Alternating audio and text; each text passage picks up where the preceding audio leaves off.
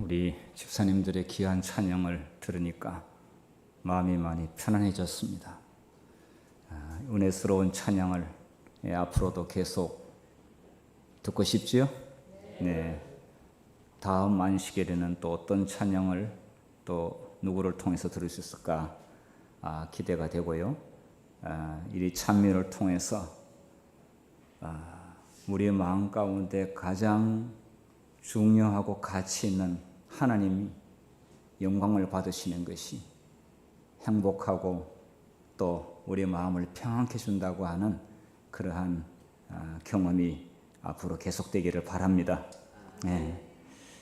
오늘은 제목을 제가 정신 빠진 경고자 이런 제목으로 말씀을 드리겠습니다.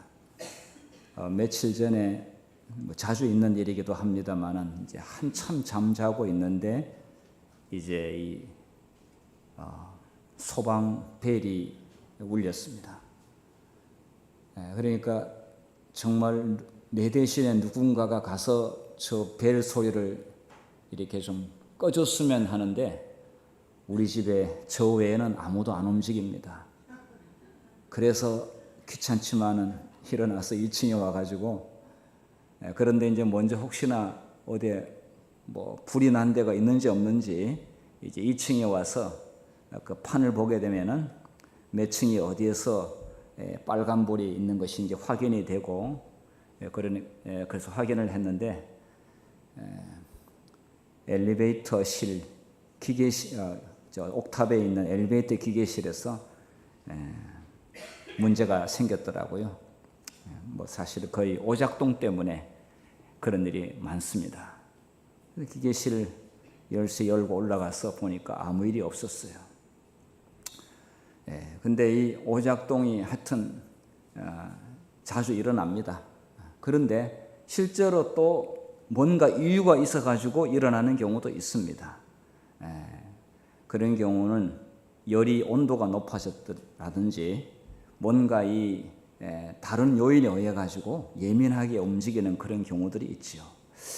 자, 그런데 여기에 올라미스트, 알람, 이것이 우리가 생각하는 것은 진짜 중요한 일에 뭔가 신호를 주거나 경고하는 그런 의미가 아니라 이 올라미스트라고 하는 것은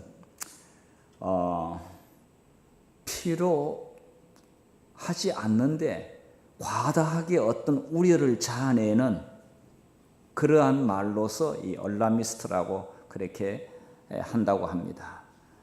그러니까 너무 지나치게 사람들을 이렇게 놀래게 하는, 그런데 여기 보니까 정신 빠진 경고자, 그러니까 어떤 일에 대하여 쓸데없이 자꾸 뭔가 위험하다, 또 지금 무슨 큰일이 일어났다, 앞으로 이 세상은 정말 큰 어려움에 닥치게 될 것이다 라고 쓸데없는 경고 소리를 내뱉는 사람을 보고 그렇게 말하고 있는데, 그런데 대쟁투에 보게 되면은 실제 진짜 경고를 해야 될 사람을 보고 이렇게 정신 빠진 경고자로 취급되는 그런 이야기가 있더라고요. 그러니까 재림교인이 하는 이야기는 정신 빠진 경고자로 보는 사람이 세상에 많다는 이야기예요. 그런데 이 재림교인이 하는 이야기대로 세상은 되고 있고, 그리고 성경대로 세상은 지금 경고를 받아야 된다라고 이야기를 하고 있습니다. 자, 그런데 이러한 사람들이 정신 나간 사람으로 간주되는 시대에 와 있다.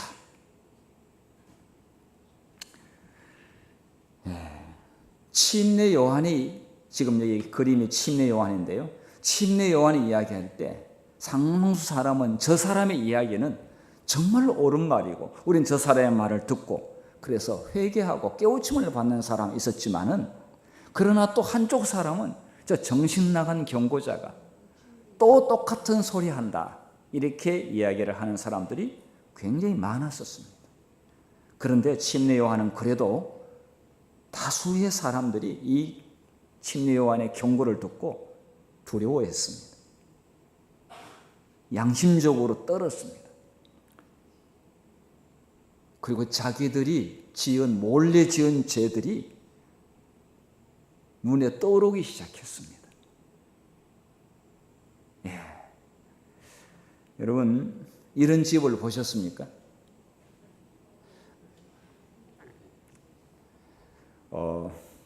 살 수 있을까요? 네. 사람들의 주목을 끌기 위해서 이렇게 주목을 끌려고 하게 되면은 평범한 것은 주목하지 않고 이렇게 좀 반대로 내지는 이상하게 만들면은 사람들이 찾아옵니다. 그래서 남아프리카 공화국에 하트비스푸르트라고 하는 그런 마을에 이런 걸 지어놓고 뭔가 싶어서 사람들이 온다고 합니다. 그런데 그래도 겉은 그런데 속에는 똑바로 해놨겠지. 그래야 뭐 속에서 뭔가 할 수 있지 않겠는가 이렇게 생각하는데, 그런데 속에도 보니까 거꾸로 이렇게 해서 소파를 전부 다 천장에 갖다 붙여놓고 천장의 것들을 바닥에 놓고 이렇게 했다고 합니다. 글쎄 이 의미는 별로 제가 뭐 큰 의미는 없다고 봅니다. 그런데 그냥 사람들을 끌기 위해서 이렇게 만들어 놓은 것 같습니다. 왜냐하면 건축가들은 좀 특이하고 별다른 건축물을 만들어내는 그런 일에 많은 생각을 하지 않습니까? 자, 그런데 지금부터 제가 말씀드리는 것은 정말 거꾸로 돼가고 있는 내용들이 많이 있습니다. 예를 들어서 지금 이 위의 그림과 이 밑의 그림을 보게 되면은 너무 다릅니다. 밑의 그림은 정상적인 엄마 아빠가 있고 아이들이 있습니다. 여기 위에는 뭐가 다르지요? 아빠가 없는 게 아니라 아빠가 있어요. 근데 이 둘 중에 한 사람이, 이 사람이 아빠인지 모르겠어요. 어디서 아이를 데려왔는지 모르겠어요. 하여튼. 그런데 이 동성애 부부입니다. 그래서 이 아이를 어떻게 뭐 만들었는지 모르겠습니다만은 이 가족입니다. 이게. 그런데 이게 정말 무엇이 옳은가? 지금 많은 사람들은 이 별 문제가 되지 않는다라고 생각을 하고 있죠. 원래 이것이 정상인데 이제 그래서 아이들에게 결혼에 대한 개념을 물으면은 이제 초등학교 3학년 이상부터는 대답이 어떻게 나오느냐 하면은 좋아하는 사람끼리 만나서 엄마 아빠가 된다 이렇게 결혼을 대한 정의를 이야기하고 있어요. 그전에는 남자와 여자가 만나서 가정을 이룬다라고 그렇게 결혼이라고 그렇게 이야기합니다. 근데 지금은 이제 달라지기 시작했어요. 그냥 교과서에 그렇게 나오고 있어요. 아니 다른 책 아니고 교과서에. 자, 지금 이 위의 그림은 노방전도를 하다가 체포되는 장면인데 이것은 차별금지법에 걸렸어요. 그러니까 내가 믿는 종교를 내 혼자 믿으면 되지 다른 사람 믿으라고 하게 되면은 안 믿고 싶은데 믿으라고 한다 이거예요. 그건 위법이다 이거예요. 그래서 지금 여기 경찰이 와서 체포를 하고 있습니다. 실제 일어나고 있는 이야기입니다. 지금 여기는 지금 체포됐습니다. 그래서 지금 이 노방전도하는 사람에게 욕하고 그 다음에 뭐 하여튼 침뱉고 또 뭐 이렇게 해서 하여튼 못하게 이렇게 만들고 있습니다. 자, 지금 여기 위에 이제 이건 한국의 상황인데요. 차별금지법 차별금지법을 빨리 제정하라고 기자회견을 하고 있습니다. 밑에는 하지 말라고 그렇게 하고 있습니다. 똑같은 이 대한민국 안에서 이게 뭐 말은 참 좋은데 차별을 금지하라. 이렇게 항상 이런 너무 엉뚱한 일을 하게 될 때 보게 되면 엉뚱하지 않는 것처럼 제목을 붙이고 그렇게 하지만은 사실은 거꾸로 너무나 정반대로 그리고 가짜를 진짜로 이렇게 만들고 진짜를 가짜로 만들고 이렇게 하고 있습니다. 네. 자, 이 부분은 목사님 부부인데 둘 다 여자입니다. 근데 교회의 목사님이 동성애 목사님이에요. 성경의 동성애에 대해서 명백하게 범죄라고 분명히 규명했습니다. 이렇게 해서 이 교회에 참석하고 있는 교인들은 세상에 무슨 기준으로 신앙을 하는지 모르겠습니다만은 어쨌든 신자들이 있으니까 또 목사가 있는 거겠죠. 자, 이 밑에 사람은 이런 부당한 대우를 받았습니다. 병원에서 간호사 일을 하고 있는데 좀 어려움을 당한 그런 사람이 있었습니다. 자, 그래서 이렇게 권유합니다.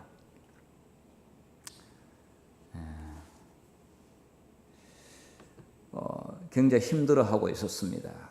그래서 격려의 차원에서 내가 너를 위해서 기도해도 괜찮겠냐고, 내가 너를 위해서 그 어렵게 힘들어하고 있는 문제에 대해서 내가 믿는 하나님께 기도를 드리고 싶다고 이렇게 했습니다. 그런데 이것이 위법으로 판단이 돼서 직장에서 해고됐습니다. 실제로 일어나는 일입니다. 그런데 이것은 이제 어느 한 지역에서 영국에서 한 적이 일어났지만은 전 세계적으로 지금 이게 계속적으로 확산되고 있습니다. 앞으로 직장에서 예수님 복음, 재림에 대해서 영혼 불멸은 성경의 내용이 아니다라고 이렇게 이야기한다고 하게 되면은 벌금을 내거나 직장에서 해고되는 그런 일이 일어난다라고 성경에도 그렇게 요한계시록 13장에 암시하고 있고 또 이것에 대해 대쟁투에는 실제로 일어나게 될 것이라고 말씀하고 있습니다.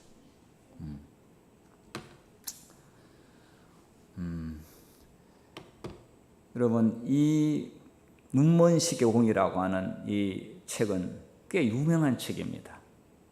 굉장히 유명한 책인데 이 책의 내용이 뭐냐 하면은요, 윌리엄 페일리가 자연신학에서 윌리엄 페일리는 그래도 성경과 부합하는 말을 했습니다.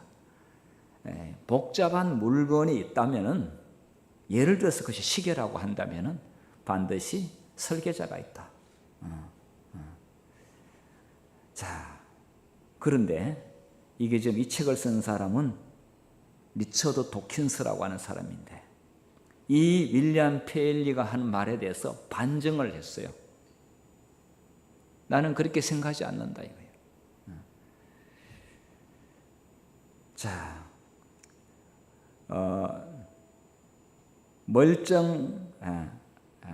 자, 이 인간은 신의 설계 작품이 아니다.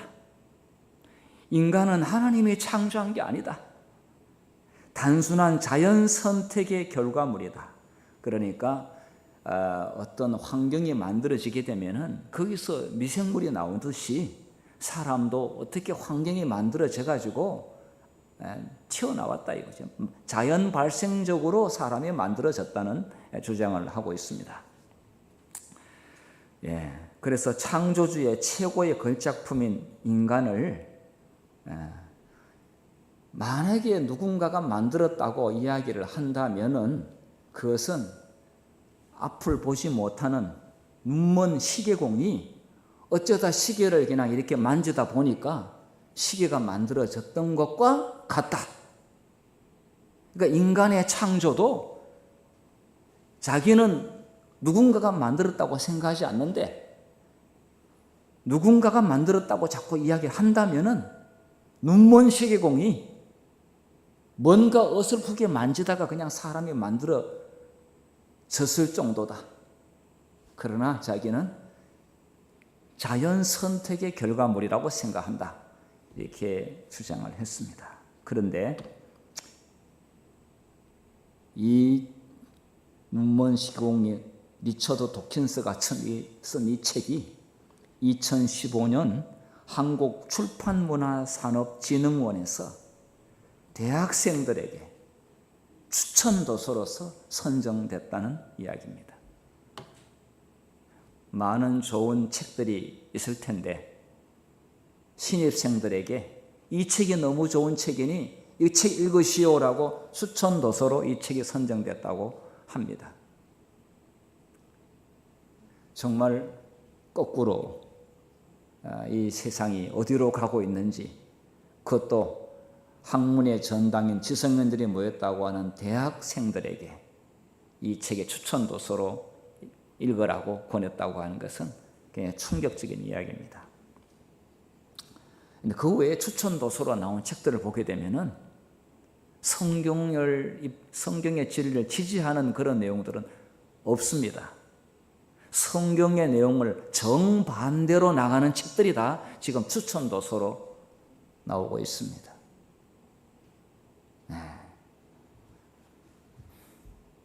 그래서 기자가 물어서 이 도킨스한테 인터뷰를 했어요. 기독교인들은 하나님을 선하신 하나님으로, 그리고 희생하시고 인간의 죄를 위해서 대신 죄값을 치르신 분으로 소개하고 있는데 당신은 어떻게 생각하느냐고 그러니까 자기는 그렇게 생각하지 않는다. 그 하나님은 사기꾼, 그 다음에 독재자, 이런 안 좋은 걸 쫙 갖다 붙이면서 그런 분으로 자기는 믿고 있다. 이렇게 이야기하고 있는데 사실 이런 내용을 그렇게 강조해서 언급할 가치가 별로 없는 그런 내용입니다. 자, 이렇게 세상은 비정상적으로 가고 있습니다. 아까는 남아공에서 그 거꾸로 진 집이 지어졌는데 이거는 지금 영국에서 거꾸로 지어진 집은 이렇게 제가 지금 그림을 올렸는데요. 정상을 비정상으로, 비정상을 정상으로 그렇게 보고 있습니다. 도덕과 윤리와 인간의 근본적인 이 이념에 대해서 뿌리채 흔들리고 있습니다. 옳은 말을 하는 사람은 미움을 받게 돼 있고요. 비율을 맞춰주게 되면 사람들은 좋아합니다. 물론 맞춰줄 때가 있습니다만은 항상 그렇게 해서는 또 안 되죠. 죄를 죄라고 부르면 원수가 됩니다. 그러나 죄를 눈 감아주게 되면 대인관계가 원만하게 됩니다. 사람들은 대인관계의 원만함을 강조하면서 실제로 죄를 눈 감아주는 경우들이 많이 있지요. 진리를 거짓으로, 거짓을 진리로 이렇게 보는 시대에 살고 있고, 이것은 개인의 자유가 아니라 그렇게 따르지 아니하면은 이제는 페널티가 주어집니다. 벌금이나 감옥 갈 수도 있고 그 사람의 자유를 제한하는 일이 벌어지게 됩니다. 곧 다가옵니다. 한국에도. 현수막의 제목에 나와 있듯이 제목이 진리가 무엇이냐, 이 말은 누가 했습니까? 자, 이 장면은 요한복음 18장 37절에 나와 있는 내용인데요. 자, 한번 읽어보겠습니다. 시작. 빌라도가 이르되 그러면 내가 왕이 아니냐? 예수께서 대답하시되 내 말과 같이 내가 왕이니라. 내가 이를 위하여 태어났으며 이를 위하여 세상에 왔나니 곧 진리에 대하여 증언하려 함이로라. 무릇 진리에 속한 자는 내 음성을 듣느니라 하신대 빌라도가 이르되 진리가 무엇이냐 하더라. 예수님께서 대답했습니다. 내가 왕이다. 내가 이를 위하여 태어났는데 내가 왕이라고 표현한 이유가 있다. 그것은 진리에 대하여 증언하기 위해서다. 진리를 좋아하는 사람은 내 말을 들을 것이다. 진리를 싫어하면 내 음성을 듣지 아니할 것이다. 이때 빌라도는 예수님이 진리를 말한다고 하는 것이 양심적으로 느껴졌습니다. 그래서 예수님에 대하여 큰 죄를 찾지 못해서 난감했습니다.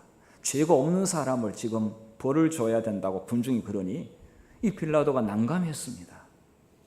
그는 풀어주고 싶었습니다. 그런데 빌라도에게 예수님께서 하는 말, 진리에 속한 자는 내 음성을 듣는다, 이렇게 했습니다. 그러니까 너가 만약에 진리를 좋아하면 내 말을 들을 것이다. 어쩌면 빌라도에게 구원받을 수 있는 기회가 주어지는 순간이었습니다. 그러나 이 골든타임은 빌라도는 놓쳤습니다. 자,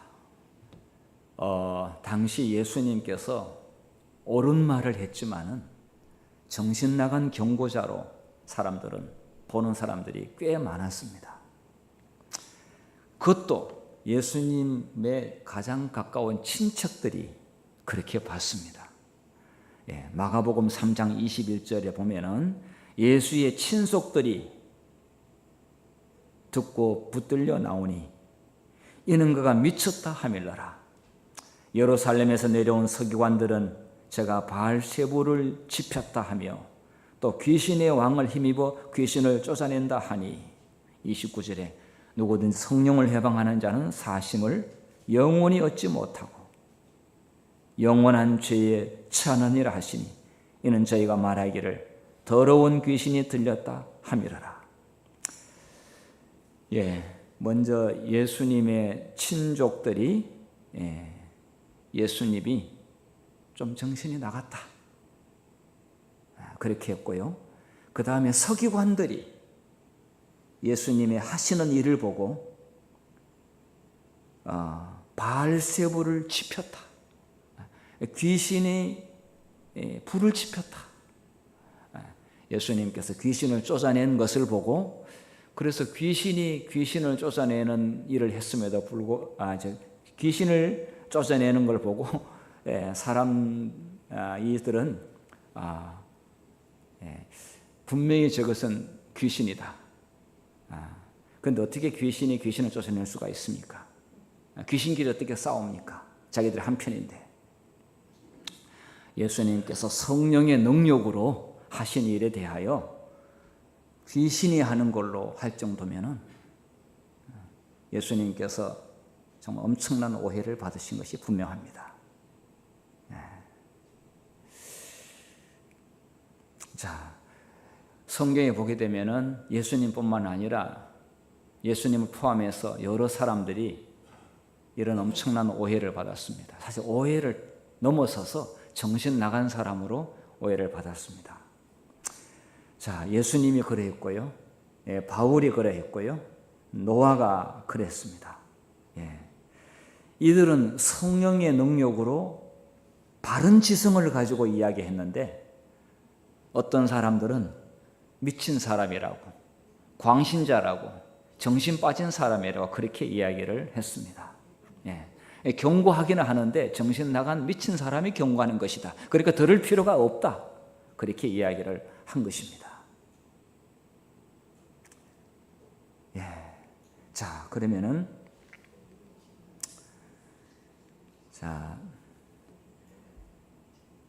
아까 제가 말씀드렸듯이 예수의 친척들이 예수가 미쳤다는 소문을 듣고 붙잡으러 나갔습니다. 예수님을 자꾸 저렇게 하니까 우리 집안이 망신스럽다 이거죠. 부끄럽다 이거죠. 예수님 하는 행동을 제지하기 위해서 붙잡으러 갔습니다. 율법사들이 예수를 더러운 귀신 들렸다라고 했습니다. 조금 전에 제가 말씀을 드렸죠. 율법사는 그 당시에 오늘날 말하면은 판사 이상의 지성을 갖춘 자들입니다.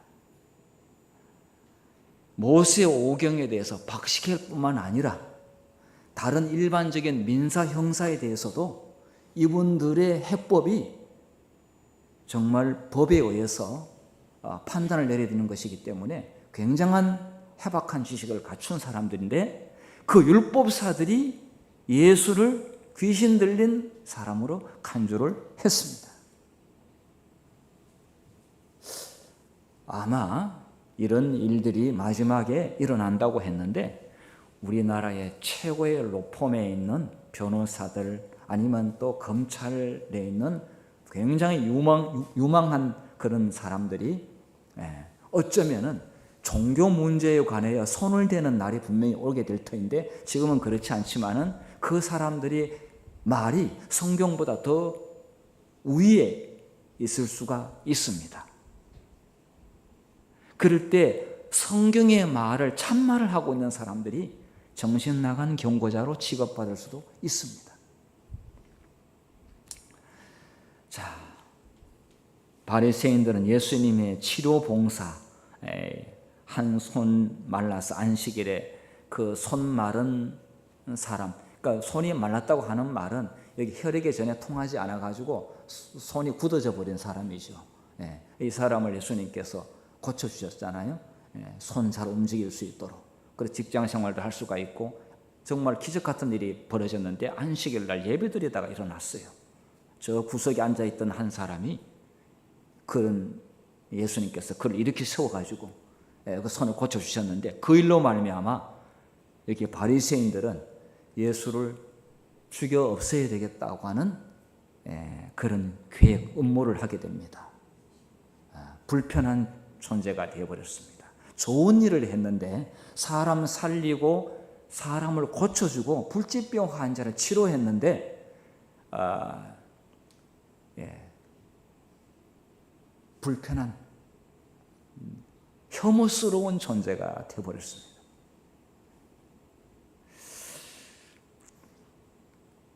자, 여러분, 이 바울이 대단한 지성인입니다.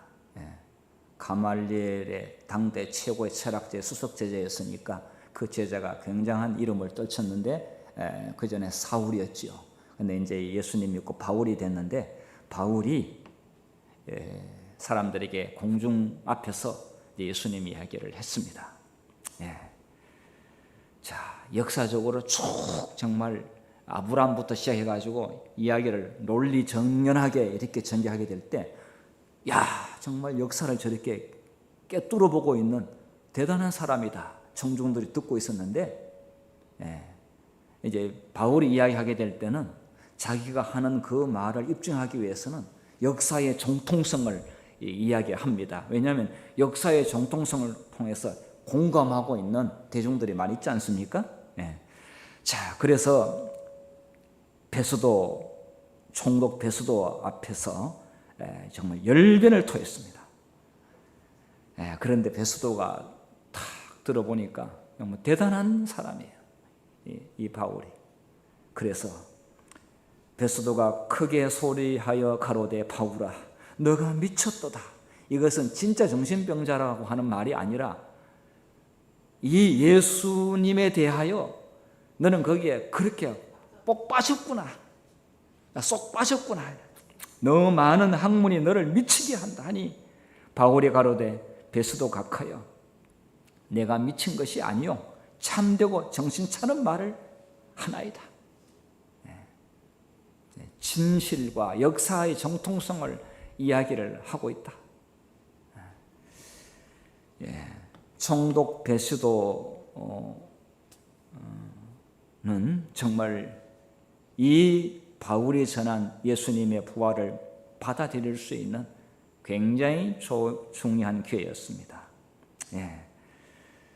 자, 베스도는 그 기회를 놓쳤습니다. 정말 바울은 그 베스도를 회심시키기 위해서, 예수님 믿게 하기 위해서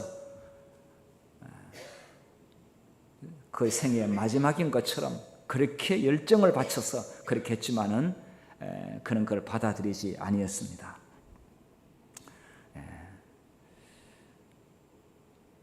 골든 타임을 놓쳤습니다. 사람의 영원한 운명을 결정지을 수 있는 그런 중요한 기회를 베스도는 놓쳐버린 것입니다.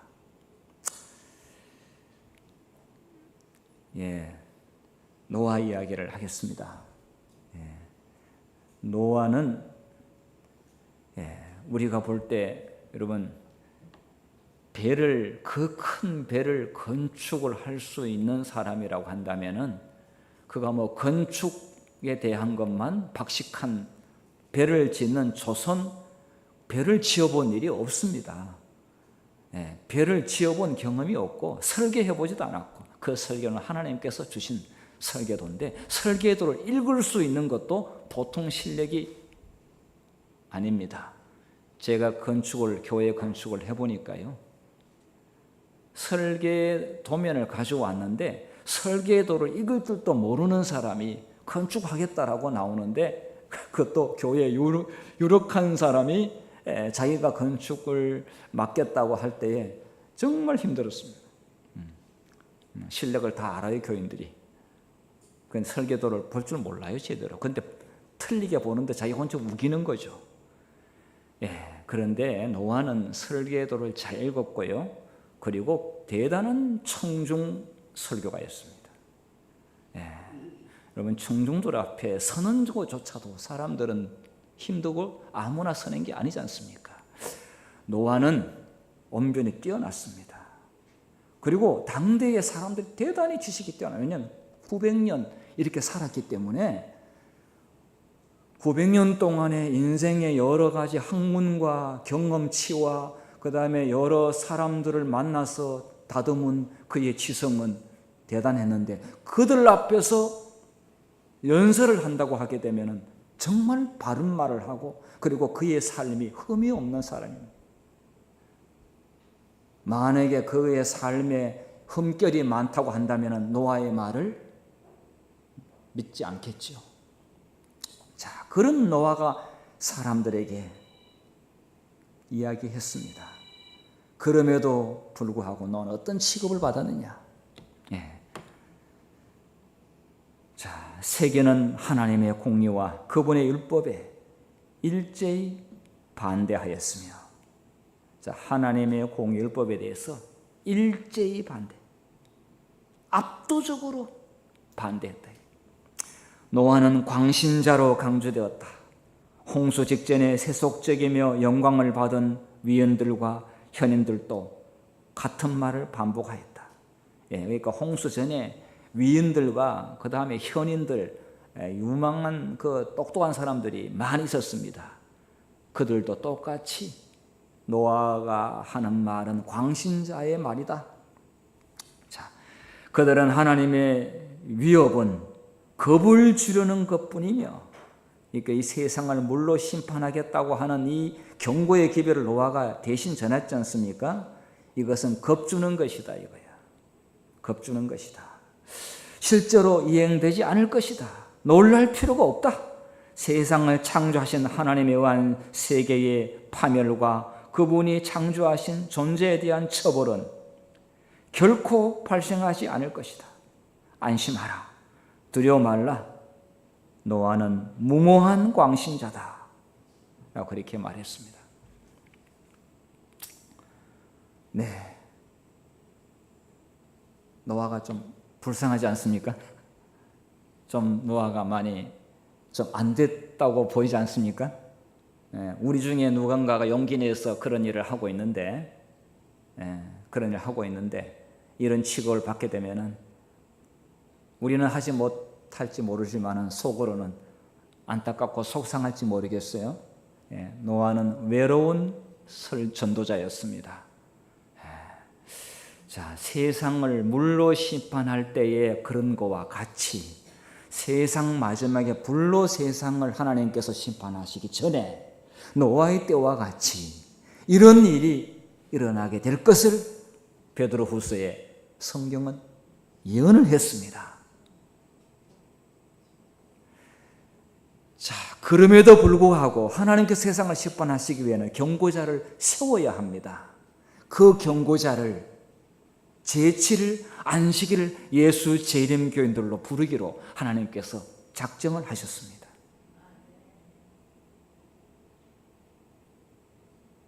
제가 봤을 때 이하선 성도님이 성령을 받으면은 노아 이상으로 그 일을 해낼 수 있다고 생각을 합니다.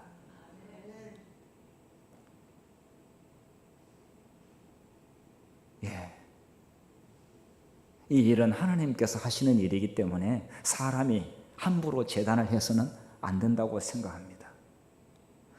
대단히 연설 잘하고 말 잘하는 사람이 해낼 것처럼 보이지만 하나님께서는 아닐 수도 있습니다.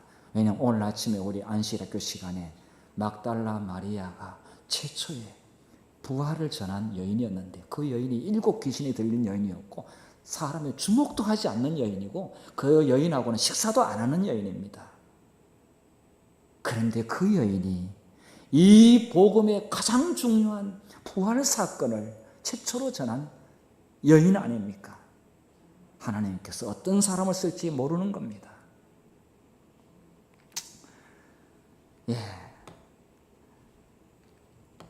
자, 예수님과 노아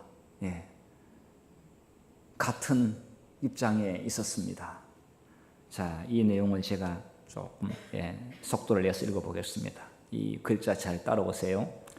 헤롯이 다스리던 당시의 예루살렘은 매우 아름답게 단장됐을 뿐만 아니라 탑과 성벽과 보루들을 세웠고 더욱이 지세까지도 좋았으므로 그 성이야말로 함락시킬 수 없는 성과 같았다. 이 예루살렘 성이 그만큼 아름다웠고 탄탄하게 견고하게 지어졌습니다. 그러므로 그 당시 예루살렘의 멸망을 공공연하게 예언하는 것은 마치 노아가 당시의 사람들에게 취급되었던 것처럼 정신 빠진 경고자로 불려질 수밖에 없었다. 그러나 그리스도께서는 천지는 없어지겠으나 내 말은 없어지지 아니하리라고 말씀하셨다. 예루살렘은 그 죄로 인하여 이미 진노의 선고를 받았으며 그 완고한 불신으로 멸망의 운명을 확정지었다. 멸망하기로 확정지어졌다. 예루살렘 멸망에 대해서 예수님께서 했습니다. 예수님께서 돌아가시기 전에 세상 종말에 대한 이야기를 예루살렘 멸망부터 꺼냈습니다. 그 이야기를 그 믿는 사람이 아무도 없었어요. 저렇게 아름다운 그리고 하나님의 성전을 어떻게 하나님이 멸망시킨다고? 안 믿었어요.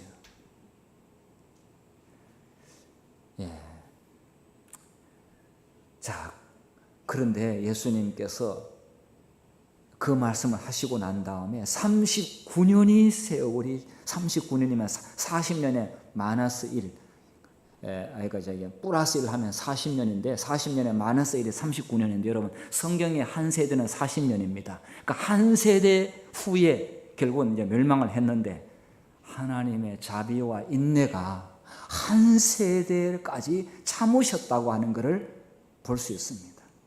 그래도 유대 민족을 향한 뜨거운 애정 때문에 그런데 그 말씀대로 이루어졌지요. 오늘날 전혀 예상치 않는 일들이 사람들은 믿지 않지만 성경대로 앞으로 놀라운 일이 일어나게 될 터인데 아까 예수님께서 말씀하신 것처럼 진리에 속한 자는 내 음성을 듣는다 이렇게 이야기했습니다. 자, 이러한 말씀을 하는 사람은 진짜 정신 나간 사람이 말하지 못합니다. 어떻게 하나님의 이 엄숙한 경고와 메시지를 진짜 정신 나간 사람이 하겠습니까? 그런데 이 세상에서 가장 지성적인 존재는 하나님의 영이 충만한 사람이 가장 지성적인 사람이고 가장 똑똑한 사람입니다. 성경에 그런 사람은 요셉이 그랬습니다. 이와 같은 하나님의 신이 있는 이 사람을 내가 어디서 찾을 수 있으리요? 요셉을 보니까 바로가 놀래버렸습니다. 느부갓네살 왕도 다니엘을 보니까 놀래버렸습니다. 자, 그래서 예수님께서 성령의 권능으로 하나님 나라를 전파했던 것처럼 마지막에도 하나님의 영이 충만한 최고의 지성을 가진 사람들이 세상은 알지 못하지만은 진리의 말씀을 전하고 세상을 경고하는 그런 일이 일어나게 될 것입니다. 혹시 그런 사람들이 차별금지법에 걸려서 벌금을 내거나 또 감옥에 혹독하는 일이 있다 할지라도 전혀 두려워하지 않는 그런 사람들 하나님께서 일으키실 것입니다. 네. 자, 바울이 그러했고요. 노아가 그랬습니다. 여러분, 예루살렘 멸망에 대해 예수님께서 말씀했는데 예수님께서 하늘로 올라가신 이후에 계속해서 예루살렘 멸망에 대해서 이야기하고 있는 한 수상한 사람이 있었습니다. 한 수상한 사람이. 여러분, 지금의 예루살렘에 있는 그 도움은 그는 지금 무슬림이 점령을 하고 있습니다. 그래서 그 옆에 있는 그 벽에 유대인들이 기어 와가지고 통곡의 벽 거기서 성전을 바라보면서 거기서 기도하고 갑니다. 자, 그런데 그 당시에 예루살렘 성전이 이러했습니다. 정말 자랑할 만했겠죠. 그런데 이 성이 무너지게 될 것이라고 경고하는 수상한 남자가 있는데 이름은 안 나옵니다. 그런데 각시대전투 26페이지에 보게 되면은 이 수상한 남자가 있었습니다.